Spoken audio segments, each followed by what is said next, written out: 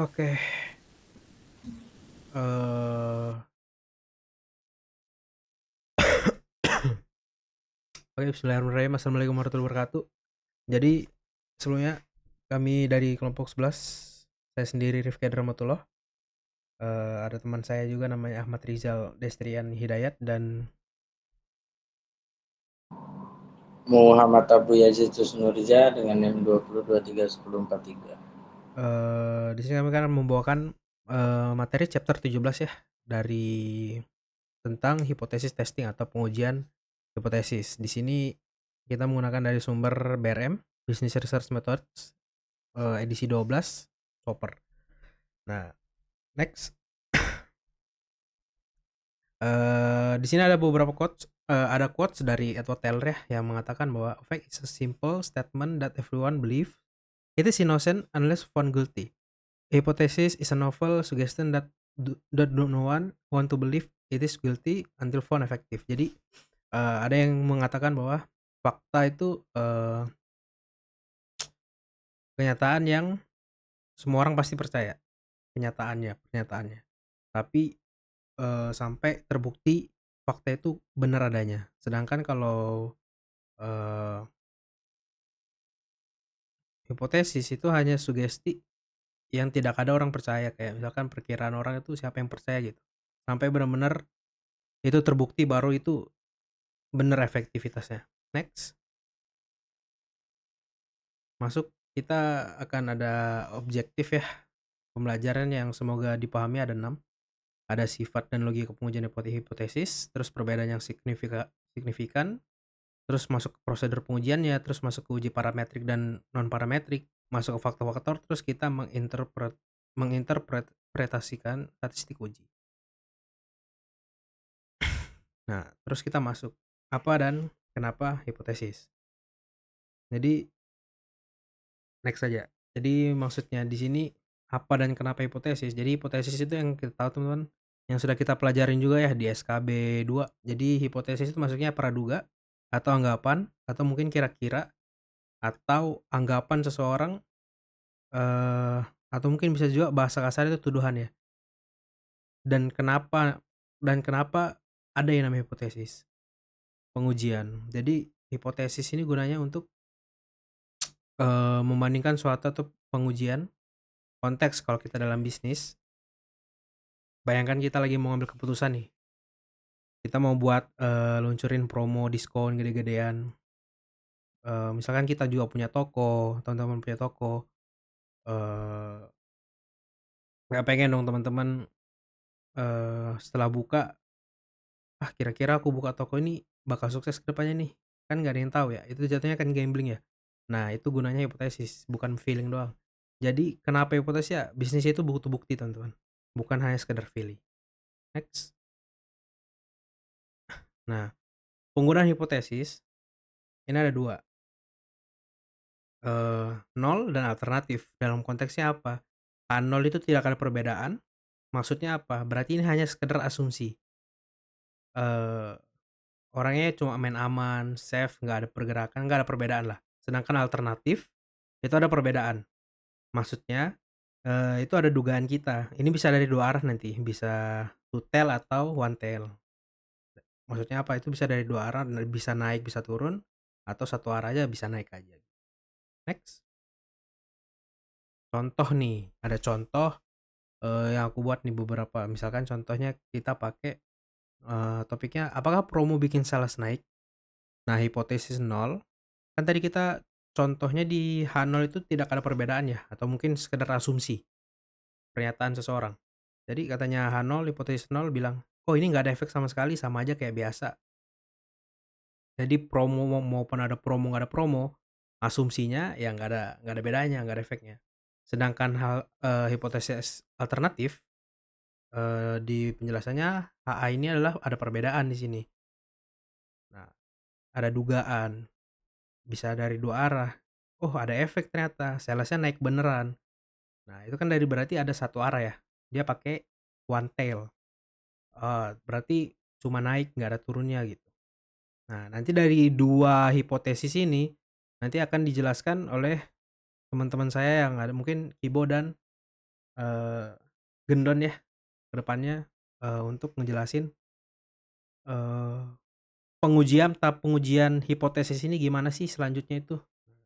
Next.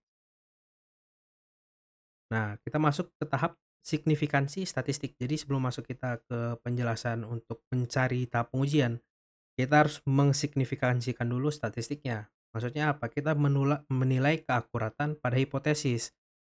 Jadi sebelum kita, mengujinya, kita pastikan dulu keakuratan pada hipotesis tersebut sebelumnya.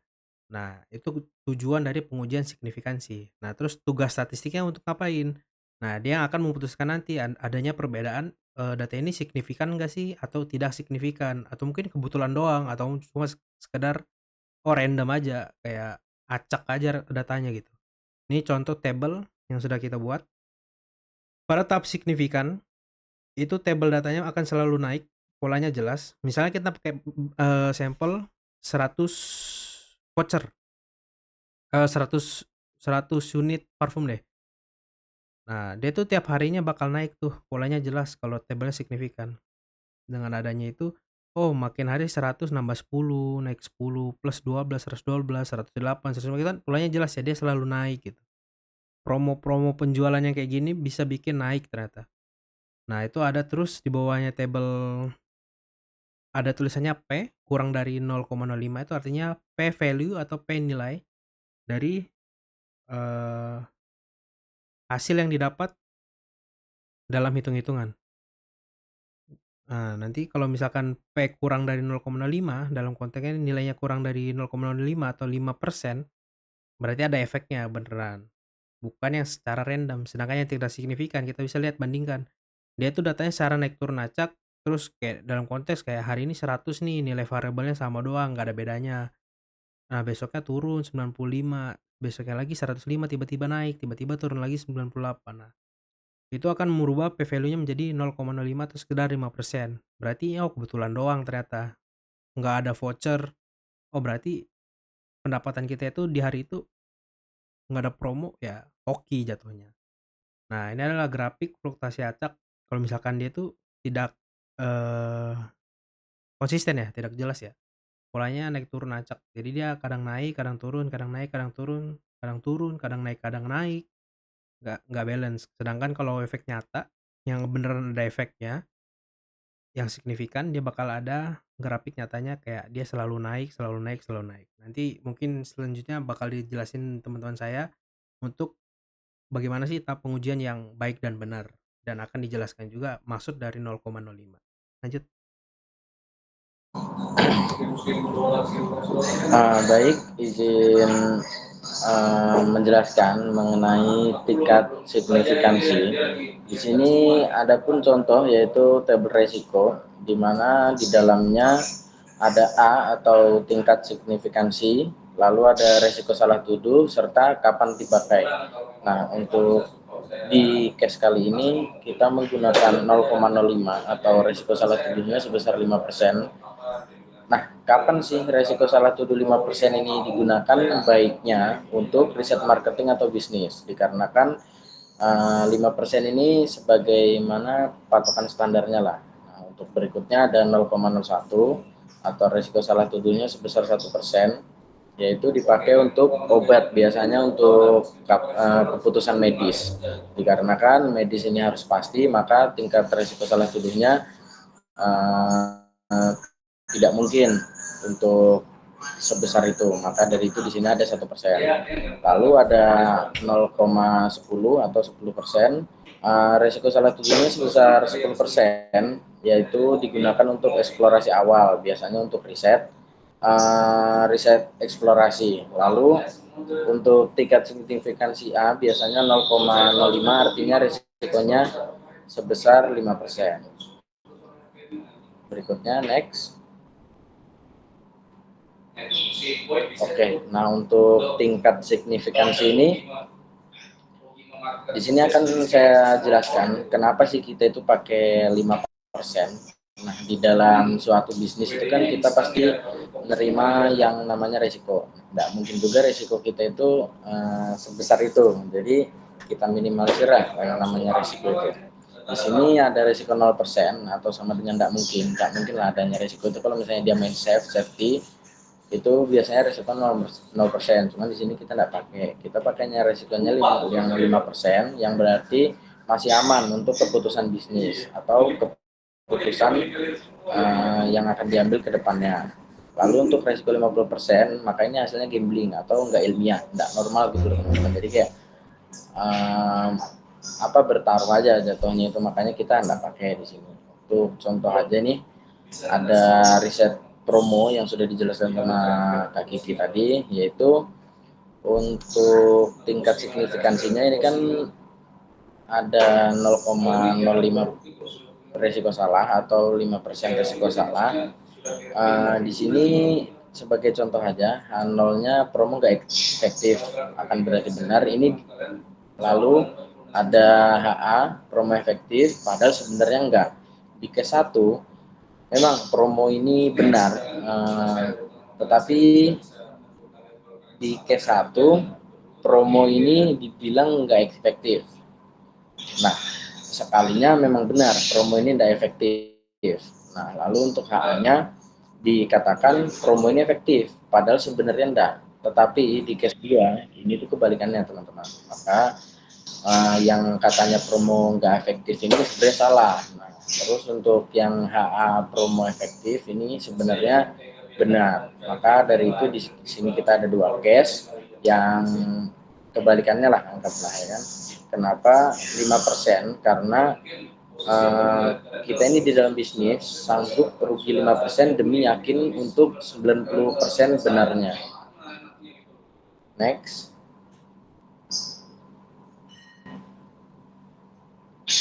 Nah, berikutnya ada 6 langkah prosedur pengujian. Untuk prosedur ini terdapat kolom ya di sini teman-teman, ada pun langkah, lalu apa yang dilakukan, lalu yang tabel ketiga ada bentuk contoh kecilnya. Yang pertama kita harus menentukan HA0 dan HA. Apa sih yang dilakuin pada langkah yang pertama ini, yaitu tulis tebakan 0 dan alternatif. Lalu untuk sebagai contoh aja, H0 ini anggaplah promo biasa. Lalu untuk HA ini promo naik sales. Jadi H0 mengatakan bahwa promo ini biasa aja, udah terbukti bahwasanya sales ini bakal naik. Nah, untuk HA itu mengatakan bahwa ketika ada promo adanya juga hasil, yaitu salesnya naik. Yang kedua, adapun di sini ada pilih tes. Apa yang dilakuin biasanya menggunakan t-test, ANOVA atau chi-square. Nah, untuk sebagai contoh aja, untuk datanya itu berupa angka, maka kita menggunakan t-test. Nah, berikutnya ada langkahnya untuk menentukan A atau tingkat signifikansi. Lalu di sini apa sih yang dilakuin pada penentuan tingkat signifikansi ini? Kita harus menentukan resiko salahnya. Resiko salahnya itu sebagai contoh aja kita di 0,05% untuk riset bisnis.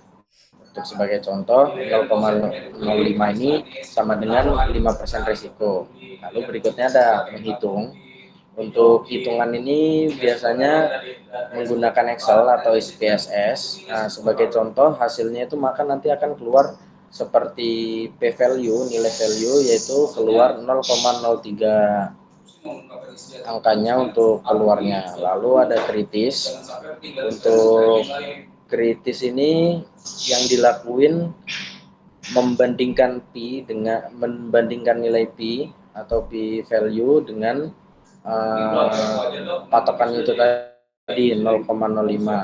Sebagai contoh aja, biasanya pada setelah hitung dia akan mengeluarkan hasil 0,03 lebih kecil daripada 0,05, maka dikatakan HO ditolak. Lalu ada interpretasi, yaitu kesimpulan bisnis. Dari hasil kritis, maka kita akan bisa menyimpulkan bisnis tersebut kayak promo efektif atau promo tidak efektif. Next. Di Ini masuk ke parametrik dan non parametrik. Untuk parametrik ini sendiri, uji statistik yang mengasumsikan data berbentuk normal lonceng sismetis dan berbasis parameter populasi seperti rata-rata, standar, deviasi.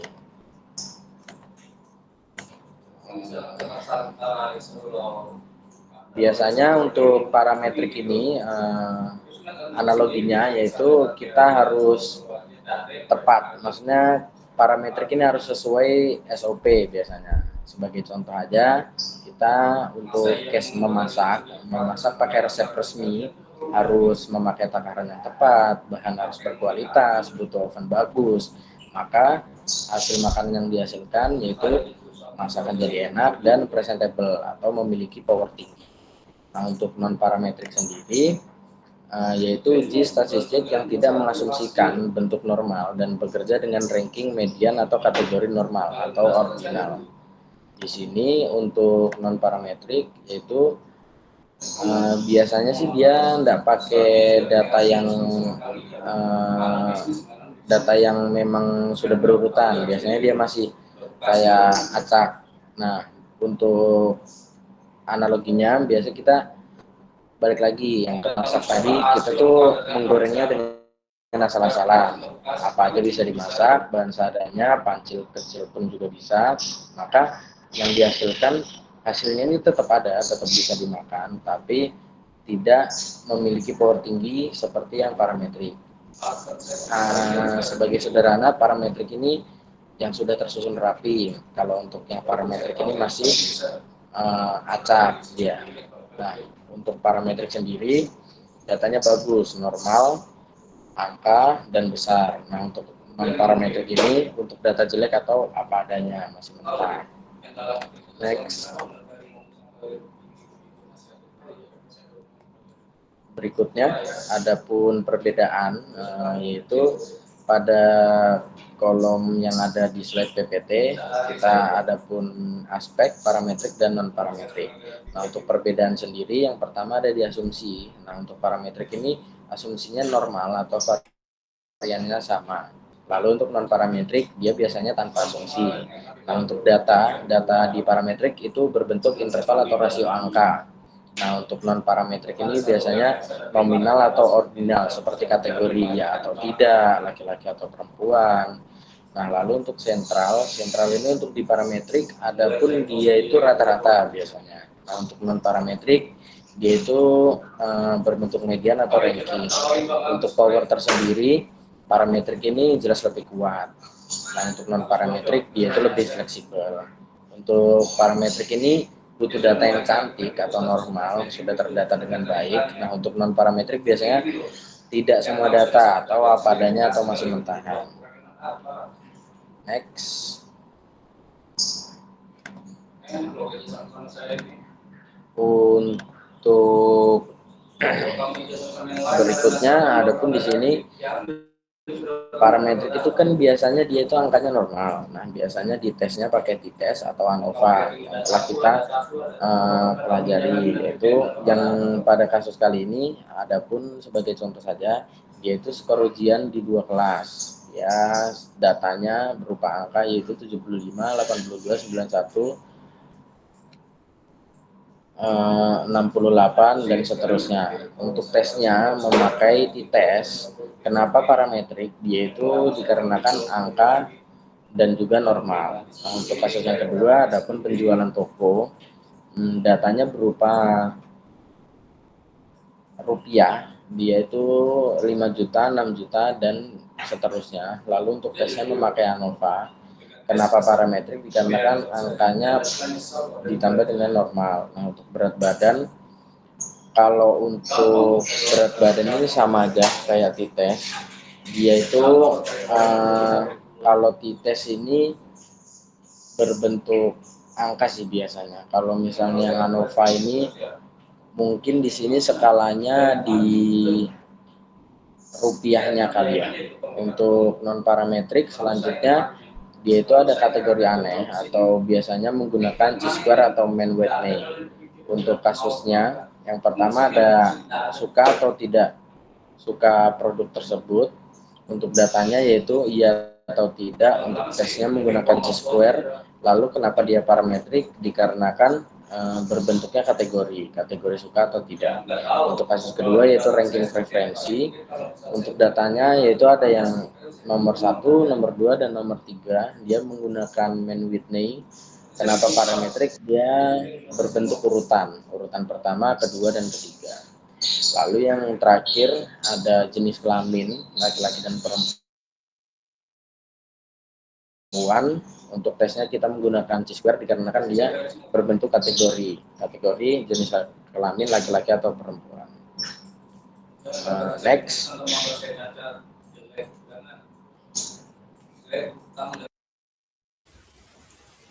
Oke, baik. Sebelumnya saya izin masuk, saya Rizal. Jadi di sini akan melanjutkan penjelasan dari teman-teman saya.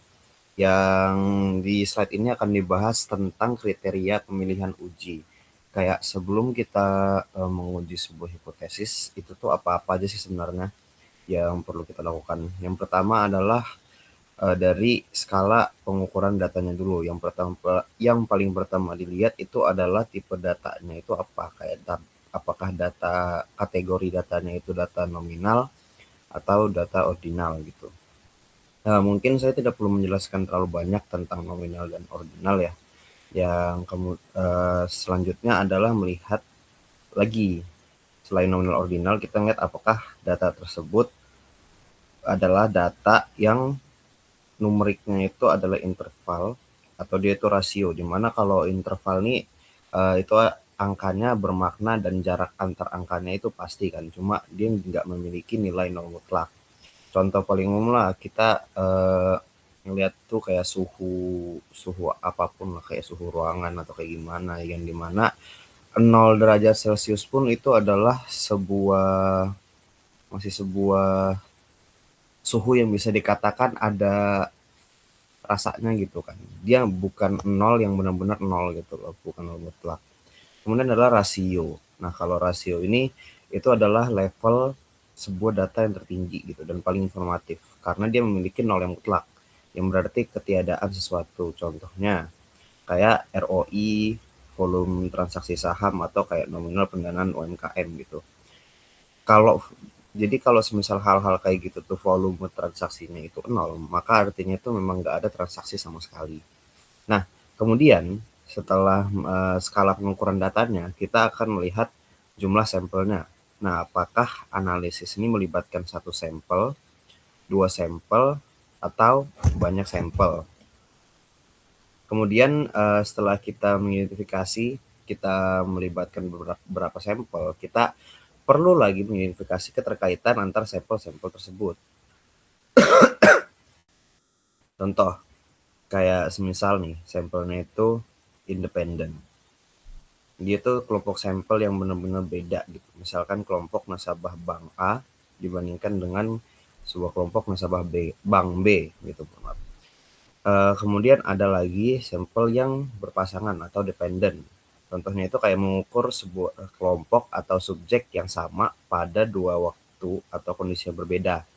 Misal nih, kayak mengukur literasi keuangan sekelompok mahasiswa sebelum dan sesudah mengikuti workshop pasar modal. Karena kenapa di situ dependen atau berpasangan? Karena dia itu mengukur sebuah pola dari orang yang sama di waktu yang berbeda. Kayak tadi kan mengukur literasi keuangan kan. Jadi semisal nih, literasi keuangan mahasiswa sebelum mengikuti workshop pasar modal, apakah itu bagus atau enggak? Setelah mengikuti workshop pasar modal, apakah mereka itu mengalami peningkatan dalam literasi keuangan mereka? Oke, berikutnya adalah efisiensi daya tes. Jadi setelah kita menentukan kategori kalau mereka skala pengukuran datanya, kemudian adalah jumlah dan keterkaitan sampelnya tadi kayak gimana, kita harus mengukur efisiensi daya tes atau power efisiensi. Nah, di sini tuh mengukur seberapa kuat atau sensitif suatu uji statistik dalam mendeteksi kebenaran. Ini tuh kayak bicara tentang keandalan alat ujinya gitu loh. Jadi power efisiensi seperti yang ada di keterangan ini tuh ukuran seberapa sensitif atau kuat suatu uji statistik dalam mendeteksi kebenaran. terutama dalam kemampuannya menangkap perbedaan atau efek yang sebenarnya memang ada di lapangan gitu loh. Nah, yang berikutnya adalah keunggulan uji parametrik atas non-parametrik. Tadi kan sudah dibahas sama Eja ya, tentang uji parametrik dan non-parametrik. Nah, ada alasan mengapa uji parametrik kayak t-test atau ANOVA itu tuh sering kali lebih diutamakan daripada non-parametrik. Karena uji parametrik ini menggunakan data berjenis interval atau rasio, yang tadi sudah saya bahas juga, dan mengasumsikan datanya itu terdistribusi secara normal. Nah, selain itu juga karena syaratnya uji parametrik ini tuh lebih ketat gitu, dan memiliki efisiensi daya tes yang jauh lebih tinggi. Nah, kalau kita memiliki efisiensi daya tes yang jauh lebih tinggi, itu tuh artinya alat ini atau uji parametrik ini itu tuh jauh lebih tajam dan akurat dalam menarik kesimpulan. Nah, sedangkan uji non-parametrik itu biasanya hanya dijadikan kayak rencana cadangan gitu loh. Apabila kayak data kita ini terpaksa hanya berskala ordinal atau nominal, atau bentuk datanya sangat melenceng dan tidak normal. Jadi memang benar-benar diutamakan uji parametrik karena dia itu lebih sensitif. Balik lagi kayak efisiensi daya tesnya itu lebih sensitif dan lebih akurat dalam menjelaskan atau mengolah suatu data gitu dan mendapatkan hasil yang paling pas dari pengolahan data tersebut. Nah, kita akan masuk ke interpretasi hasil tes ya. Ini salah satu contoh kalau kita mengolah sebuah data dan menguji hipotesisnya. Nah, proses mengubah angka statistik menjadi kesimpulan dan rekomendasi yang actionable. Nah, ini tuh salah satu bagian, bukan salah satu ya, ini adalah bagian terpentingnya teman-teman. Kayak seringkali tim analis itu terjebak hanya melaporkan angka-angka teknis gitu loh. Angka-angka yang contohnya kayak P kurang daripada 0,05 gitu. Tingkat signifikasinya dikurang dari 0,05. Nah, padahal tugas kita sebagai penguji ataupun dalam kasus ini sebagai pengolah data, itu tuh adalah mengubah angka statistik tersebut menjadi sebuah strategi yang actionable gitu. Nah, manajemen tuh nggak hanya butuh tahu bahwa nilai P kita itu kurang dari 0,05 gitu. Mereka butuh tahu dampaknya sebagai contoh nih. Statistik contoh yang salah, hasil t-test sama dengan T sama dengan 2,45, P sama dengan 0,017, dan DF sama dengan 78. Nah, mereka tuh butuh tahu dampaknya. Kayak alih-alih ngatain hal-hal kayak gitu, kita tuh harus membingkai sesuatu itu menjadi sebuah informasi yang berharga dan bisa ngebuat manajemen itu ngambil keputusan dari informasi kita tersebut. Contoh nih, promo online tingkatkan sales 15% lebih tinggi daripada offline.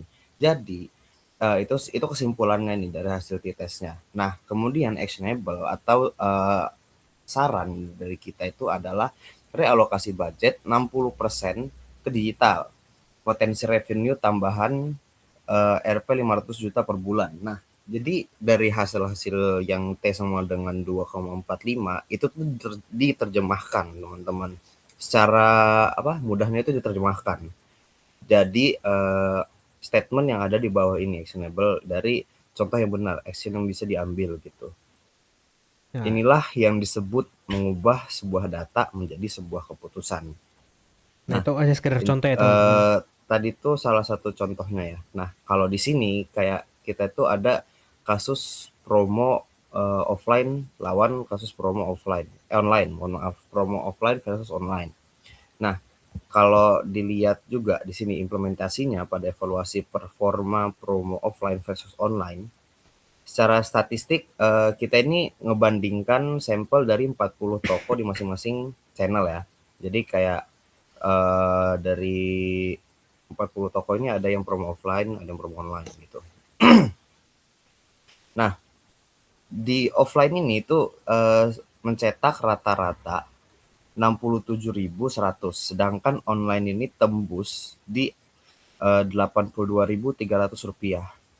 Di atas kertas hasil uji T kita itu menunjukkan signifikansi yang kuat, tapi mari kita coba beda bisnis impact-nya dulu ya dalam 3 langkah. Jadi kita akan next ke berikutnya dulu. Ini adalah hasil yang kita dapat dari t-testnya. Kita akan bedah lebih lagi di slide berikutnya. Nah, tadi kan statementnya offline itu sales rata-ratanya 67.000 sekian-sekian, sedangkan online 82.000 sekian-sekian. Selisihnya dari yang kita lihat, kalau kita bandingkan dari online dan offline, itu tuh selisihnya lumayan teman-teman, di angka 15.200 lebih banyak per hari. Jadi di sales online itu menghasilkan 15.000 lebih banyak daripada yang offline. Nah, kalau kita terapkan sistem online ini di 100 toko, itu tuh bisa bernilai setara 1,5 miliar per hari atau 45 miliar rupiah per bulan. Itu tuh kan suatu kesimpulan yang bisa kita dapatkan dan benar-benar bakal ngebuat manajemen itu tertarik kan kalau ngebaca hasil uji tes kita. Nah, kemudian step 2-nya yang bikin agak gimana gitu ya, itu 70% budget promo di offline yang kalah efektif. Kayak itu tuh suatu hal yang ironis ya sebenarnya, karena masih kesedot di promo offline yang performanya tuh lebih rendah gitu. Artinya kita ini sedang membuang efisiensi sebesar 30 miliar rupiah setiap bulannya. Itu kan suatu hal yang tidak baik ya, karena kita anggapannya mengalokasikan budget ke tempat yang salah gitu. Nah, oleh karena itu direkomendasi atau tahap ketiga, mohon maaf, itu tuh kita akan realokasi budget, menyarankan realokasi budget sebesar 60% ke digital marketing yang lebih untung gitu. Nah, minimal paling lambat itu mulai minggu depan. Nah, ini adalah sebuah step-step di mana kita bisa ngelihat atau ngeubah dari sebuah data, kita terjemahkan ke dalam sesuatu yang lebih actionable gitu, atau rekomendasinya juga. Oke. Kemudian yang di sini tabel ini ada kita membandingkan sesuatu yang contoh ataupun lampiran yang buruk, yang itu lebih ke arah teknis daripada yang baik, yang actionable gitu, yang bisa lebih diterima oleh manajemen. Kayak contoh di paling atas, di kolom paling atas itu P sama dengan 0,017, di mana dia itu di bawah dari 0,05. Kalau kita kasih ini, semisal kita bawa laporan nih, laporan dari penjualan sebelumnya, bandingkan offline dan online. Kita bawa, kita kasih ke manajer, pasti manajer tuh nanya, ini maksudnya apa gitu, dan kita ujung-ujungnya harus menjelaskan lagi. Nah, yang paling baik ataupun cara paling baik untuk menyampaikan informasi tentang signifikansi itu, kita terjemahkan lagi. Langsung kita kasih insight bahwa kalau di online itu tuh sales lebih meningkat 15%. Dan di sini pasti manajer tuh lebih tertarik juga bacanya, karena mereka tuh nggak lihat sekedar angka koma-komaan kayak yang bikin pusing gitu kan, ataupun yang kayak tidak ada maknanya gitu. Nah, kemudian kita lihat lagi di kolom di bawahnya adalah tolak H0. Nah, tadi untuk H0 dan H alternatifnya atau hipotesis 0 dan hipotesis alternatifnya, itu tuh hipotesis 0-nya adalah dalam promo online dan offline itu tidak ada perbedaan sama sekali. Sedangkan kalau di hipotesis alternatif itu tuh lebih ada efeknya gitu. Nah, di sini karena setelah diolah datanya kita ternyata tolak H0. Nah, tapi kalau kita tulis itu dan kita berikan kepada manajer, itu pasti H0-nya apa gitu kan, kita juga nggak gimana-gimana kalau menjelaskan H0-nya juga agak lumayan panjang kan. Itu tuh sebuah istilah yang lumayan kuno gitu. Nah, jadi caranya kita terjemahkan lagi tolak H0 itu ke arah realokasi budget, karena kita tahu perbedaannya lumayan signifikan dari promo offline dan promo online. Nah, ini adalah sebuah action yang lebih konkret gitu, yang bisa dibawakan di pertemuan ataupun di meeting untuk membahas soal offline dan online ini. Nah, kemudian di bawahnya lagi, kolom bawahnya lagi, itu ada kata signifikan, di mana ini adalah yang buruknya teman-teman ya. Ini tuh sebuah kata yang bahkan kalau kita baca doang signifikan tuh kayak apa yang signifikan gitu. Nah, itu tuh nggak ada konteksnya sama sekali. Nah, kita terjemahkan ke contohnya ini adalah 45 miliar per bulan itu tuh bakal di-save gitu loh. Ataupun bakal efisiensi 45 miliar per bulan. Nah, kalau kita sudah ngelihat, misal manajer nih ngelihat, oh kita bisa hemat nih, itu kan pasti ngebuat dia tuh lebih semangat gitu kan. Manajer tuh bisa langsung melakukan hal-hal yang dia perlukan untuk melakukan realokasi budget itu ataupun bisa mengambil keputusan apakah akan terjadi gitu loh. Bisa dihitung lagi, ROI-nya bisa dihitung lagi. Nah, kemudian yang di bawahnya ini ada DF sama dengan 78. Itu tuh kan agak susah ya teman-teman ya untuk diterjemahkan ataupun kayak diterjemahkan maksudnya kayak orang yang baca tuh menerjemahkan secara sendiri. Nah, jadi langsung dilampirkan ke 100 toko tercover gitu. Nah, di mana itu tuh bisa lebih dimengerti karena oh berarti kita tuh bisa mengcover 100 toko kayak gitu. Nah, di sini kesimpulannya itu manajer itu tidak perlu p-value-nya ataupun tidak perlu hasil tes hasil tes teknisnya. Tapi mereka tuh butuh sesuatu yang actionable. Nah, contoh singkatnya itu adalah kita dari angka mengubah menjadi insight, memberi insight dan menjadikannya jadi action gitu teman-teman. Oke, mungkin itu saja dari kelompok kami, Jadi kurang lebih. jadi intinya benar seperti yang teman saya bilang, Rizal. Eh, Apapun yang kita uji sebenarnya adalah hasilnya. Yang kita itu adalah hasil kesimpulan dalam berupa bentuk kesimpulan bisnis, teman-teman. Bahasa yang lebih eh, bisa mudah dicerna. Tapi apakah tidak memungkinkan juga bahwa tahap pengujian ini juga sangat diperlukan untuk mencari sumber data yang benar dan baik dan benar untuk kita eh, berikan kesimpulan bisnisnya nanti pada akhirnya. Jadi sebelum teman-teman terjun ke dunia bisnis dan benar-benar pengen mulai bisnis, lebih baiknya kita menguji satu dan dua hal.